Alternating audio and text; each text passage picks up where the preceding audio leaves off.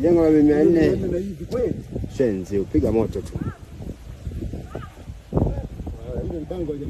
Well, young people in Tanzania have taken out to the streets to protest over what they are terming a sham election. This is after the president of the country, Samia Suluhu, ordered the arrest of top opposition leaders in the country, as well as the banning of top 2 opposition parties from participating in the elections. Well, many are saying that Samia Suluhu is vying against herself because there is no worthy opponent that Samia Suluhu is now facing in the elections that are continuing to be held in Tanzania today. In this video, I'm going to tell you about that particular election that is ongoing in Tanzania, the picture that we are getting from Tanzania, what the army is doing, because we've seen tanks rolling in. We've seen troops from the Tanzania People Defense Forces also rolling in some streets in Tanzania. In this video, I'm going to tell you and show you these videos that are coming from Tanzania over what is happening currently, as many people have taken out to the streets, not only burning polling stations, but also protesting actively against the police in Tanzania and saying that they are not going to participate in these elections. Well, this is Bonafide. If you haven't subscribed, kindly subscribe and hit that notification button so that when I release something new on Tanzania elections, you get notified as soon as possible.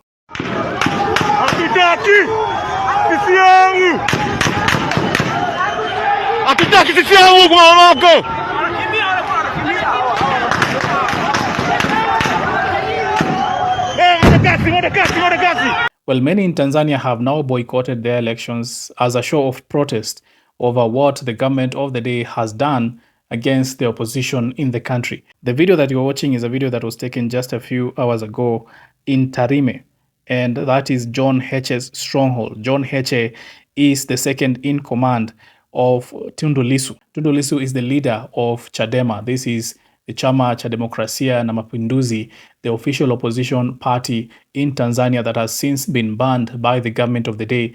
Tundu Lissu, the chairperson of that party, was arrested months ago because, according to Tanzanian government, Tundu Lissu was agitating the Tanzanians to go against the government policies on elections. And Tundu Lissu has since been incarcerated, jailed by the president of the day. And Tundu Lissu is not the only one who has since been incarcerated.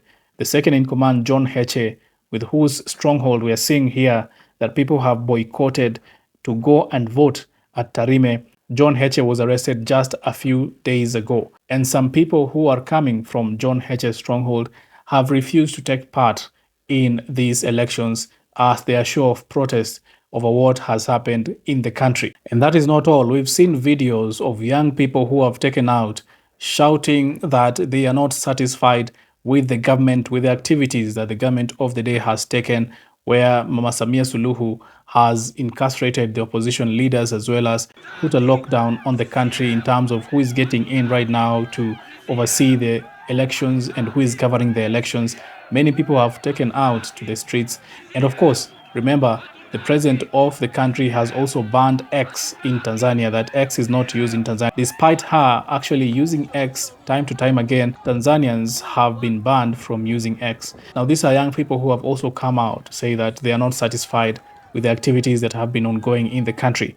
Perhaps something very important that we've also witnessed right now as the elections are ongoing in Tanzania is that the Tanzanian People Defense Forces, the army of Tanzania, has also been commanded to go out to the streets. Now, the exact orders that the army has are not certain. But remember, just a few weeks ago, there was that Captain Tesha, who came out and defied the orders of the army and criticized the government, saying that the government is not doing right over the incarceration of the opposition leader, saying that Mwalimu Julius Nyerere, the founding father of the country, did not foresee what is happening in the country. And of course, the army chief of the country came out to say that that was not proper of that captain.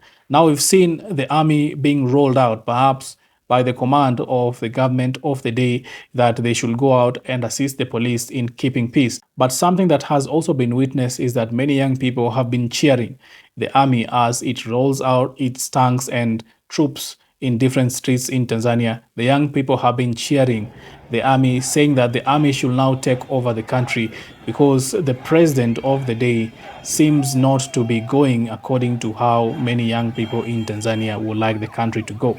Now, these are pictures of the young people who have been cheering their army, and this reminds them of Captain Tesha, who went out in public and criticized the government. And far from the boycotts and the protests that have happened in different streets in Tanzania, it is also important to note that some areas have gone to the extreme level of banning polling stations as a show of their protests.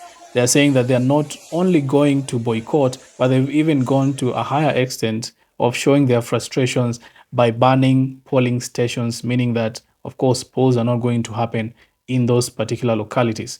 These are the frustrations that the young people, many young people, and many Tanzanians hold because of the ongoings in the country of the president banning whole political parties from participating in elections.